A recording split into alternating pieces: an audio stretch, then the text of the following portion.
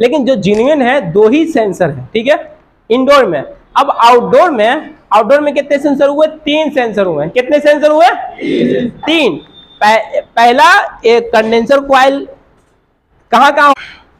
सबसे पहले जो कंडेंसर कॉइल है वहां पर एयर सेंसर, यानी जो खींच रहा वातावरण में कितने टेम्परेचर है वो सेंसर। और दूसरा सेंसर आपको डिस्चार्ज लाइन पे, दूसरा सेंसर कहाँ रहते हैं? डिस्चार्ज लाइन पे। तीसरा सेंसर कहाँ रहते हैं? तीसरा सेंसर आपको यहाँ पर कंडेंसर कॉइल में रहते हैं, ठीक है, कंडेंसर कॉइल के डिस्चार्ज पाइप पर कि उसका कितना टेम्परेचर है, ठीक है। तो हम 3 सेंसर के माध्यम से समझते हैं कि क्या प्रॉब्लम है, क्या प्रॉब्लम नहीं है, ठीक है। इन्वर्टर एसी आज के ज़माने में जो आज चल रहा है, इन्वर्टर एसी और भी आसान है, उससे भी आसान है नॉर्मल से। अब जिस भी कोड है जो भी कोड है नॉर्मल एसी में, वो जल्दी नहीं बताएगा क्या प्रॉब्लम है, लेकिन इन्वर्टर एसी में सेंसर का प्रॉब्लम रहेगा तो वो बता देगा आसानी से ये प्रॉब्लम है, या उसके डायग्राम में ऑलरेडी लिखा रहेगा। हर एसी के डायग्राम में लिखा रहता है कि क्या प्रॉब्लम है इस एसी में। अगर से वो डायग्राम मिट जाएगा तो आप आसानी से नेट के जरिए पता लगा सकते हैं, या यूट्यूब के जरिए पता लगा सकते हैं, या गूगल के जरिए, या एक एप्लीकेशन के जरिए। अल इरेर कोड एसी, अल इरेर कोड आता है एक एप्लीकेशन, उसके माध्यम से भी आप पता लगा सकते हैं। पूरे सारे एसी का उसमें ये है। लेकिन जो इन्वर्टर एसी है, आपको बताएं कि बिजली से लेकर वेरिएबल स्पीड, साउंडलेस, बहुत सारा में फायदा करता है इन्वर्टर एसी। आपको जब भी आप बताएं कि कोई भी पूछे कि किसी आदमी कोई पूछे आपसे कि कौन सा एसी लगाएं, तो आप पहले उनसे क्वेश्चन करें कि आप कौन से एरिया में लगाना चाहते हैं, नॉर्मल एरिया में लगाना चाहते हैं या सनलाइट वाला एरिया में लगाना चाहते हैं। टेम्परेचर के अकॉर्डिंग वो सजेशन करेंगे कौन सा आपको एसी सजेशन करना है, ठीक है। इन्वर्टर एसी का समझ में आया कुछ? ठीक है।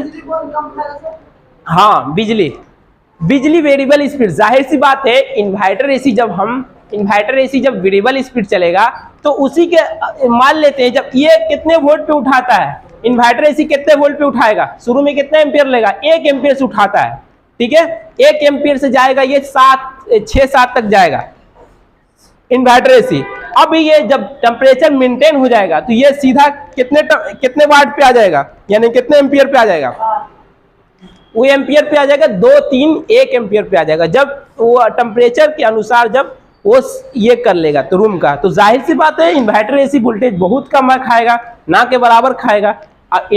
नॉर्मल एसी जब हम उठेगा, जब हम एसी स्टार्ट करते हैं तो उस समय कुछ लम्हों के लिए, कुछ सेकंडों के लिए बिजली बहुत ज़्यादा लेता है, इसके वजह से वोल्टेज फ्लक्चुएट होता है, तो बहुत सारा प्रॉब्लम हो जाता है। तो हम मान लिया कि इस एसी को बंद चालू होगा तो उस दौरान प्रॉब्लम होता है कि जैसे बंद चालू हो रहा, कार्बन लग जाएगा, जैसे अगर से लूज कनेक्शन रहेगा तो ब्लास्ट भी होने का डर रहेगा। जैसे लूज कनेक्शन सबसे ज्यादा जो आग लगने का ये रहता है, जगह आग लगने का ये रहता है लूज कनेक्शन। आप लोग जानते हैं लूज कनेक्शन में क्या होगा, एम्पियर बढ़ जाएगा, एम्पियर बढ़ेगा तो वायर को पूरा गर्म हो जाएगा, गर्म होने से क्या होगा, शॉर्ट सर्किट हो जाएगा। तो हम हमेशा जैसे सेफ्टी के अकॉर्डिंग भी बोलेंगे तो इन्वर्टर एसी बिल्कुल सही। अब हम इन्वर्टर एसी समझ में आया, कोई क्वेश्चन किसी को? हाँ अब हम क्या क्वेश्चन बताइए। हाँ, जिसे लगा सकते हैं, लगाने के लिए लगा सकते हैं। हाँ, इनका क्वेश्चन बिल्कुल सही है। इनका कहना है, ये सर का कहना है कि हम सनलाइट वाले एरिया में हम इन्वर्टर सजेशन करेंगे, ठीक है। अब हम इनके बारे में इनके क्वेश्चन देते हैं। मान लेते हैं कि सनलाइट सब तरफ से आ रहा, अब वहां पर टेम्परेचर मेंटेन नहीं हो पा रहा है, यानी कि 24 डिग्री पे हम सेट किए, 24 डिग्री नहीं आ रहा, वो हमेशा बढ़ जा रहा 2 मिनट में। अब ये क्या होगा, हम पहले क्या बताएं कि वो बढ़ के स्पीड, पूरा स्पीड से चलता है, पूरा एकदम पूरा स्पीड चलता है। अब ये कंटिन्यू पूरा तेज चलता रहेगा इन्वर्टर एसी, तो उस समय क्या होगा, कौन सा कंपोनेंट खराब हो जाएगा, पीसीबी खराब होगा, कुछ भी खराब हो सकता है। तो आप बार बार मिस्त्री का चक्कर लग जाएगा। तो आप समझ जाए कि जब भी सनलाइट वाले एरिया में अगर से आप लगाएंगे तो कुछ ना कुछ खराब होगा, 6 महीना पे, साल भर पे कोई ना कोई कंपोनेंट खराब होगा। जब चलेगा पूरा स्पीड से तो कंपोनेंट क्या होता है, गर्म होने लगता है, कोई रेजिस्टेंस गर्म होगा, चाहे कुछ भी गर्म होगा, वो खराब होने लगता है। और किसी को कोई क्वेश्चन? ठीक है, अब हम समझेंगे एसी में आग कैसे लगता है, एसी ब्लास्ट कैसे होता है। आज की डेट में लोग, जैसे एक मेरा दोस्त था अरसलान नाम का, ये हम लोग साथ ही यहाँ क्लास करने आते थे, आईटीआई से क्लास करने आते थे। तो इतना डरता था एसी के, वो बेचारा एसी का काम ही छोड़ दिया। बोला नहीं, एसी का काम नहीं करेंगे, मुझे एसी ब्लास्ट होता है। वीडियो जहां तहां का देख लिया था, लेकिन ये वो बंदा ध्यान नहीं दिया कि कहाँ ब्लास्ट होता है, कैसे ब्लास्ट होता है। तो आइए समझते हैं ब्लास्ट कैसे होता है। सबसे पहले हम ध्यान देंगे कि हम एसी में जब भी काम करें, लो वोल्टेज नहीं रहना चाहिए, वोल्टेज कम नहीं रहना चाहिए। वोल्टेज कम के कारण या लूज कनेक्शन के कारण, वोल्टेज कम के कारण और लूज कनेक्शन के कारण, भाई साहब सो रहे हैं, ध्यान नहीं दे रहे, ब्लास्ट हो जाएगा एसी आपसे। देखिए, वोल्टेज कम होने के कारण और लूज कनेक्शन होने के कारण उसी में ब्लास्ट होता है। अब कैसे होता है, जैसे मान लिया अब हम कंप्रेसर का वायरिंग कर रहे हैं, उसमें लूज कनेक्शन छोड़ दिए। अब लूज कनेक्शन से क्या होगा, एम्पियर क्या होगा, एम्पियर बढ़ेगा। अब एम्पियर बढ़ेगा तो जो टर्मिनस है, टर्मिनस सबसे ज्यादा टर्मिनस से ब्लास्ट होता है।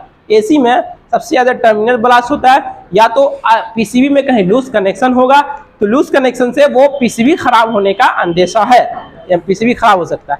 तो हाँ, सबसे पहले समझ गए लो वोल्टेज से एम्पियर क्या होगा, लो वोल्टेज से एम्पियर बढ़ेगा।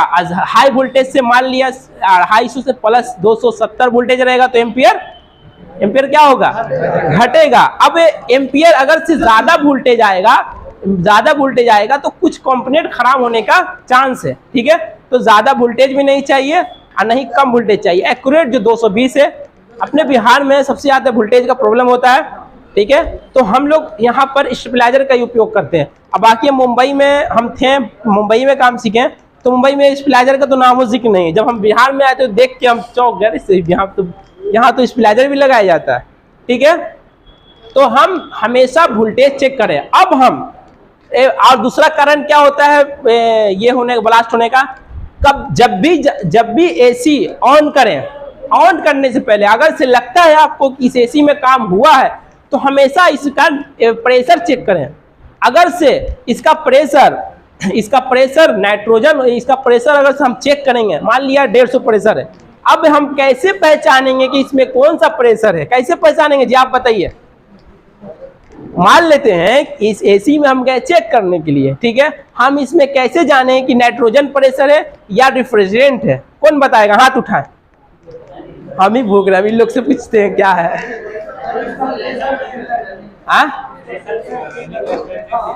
देखिए एसी, हम एसी पे गए, ठीक है, एक मिनट पहले क्वेश्चन ध्यान से समझिए। इस एसी पे हम गए, एसी में जाने के बाद हम इसका प्रेशर चेक किए, कुछ नहीं किए, हम स्टैंडिंग प्रेशर चेक किए। ठीक है, स्टैंडिंग यानी कि बंद में।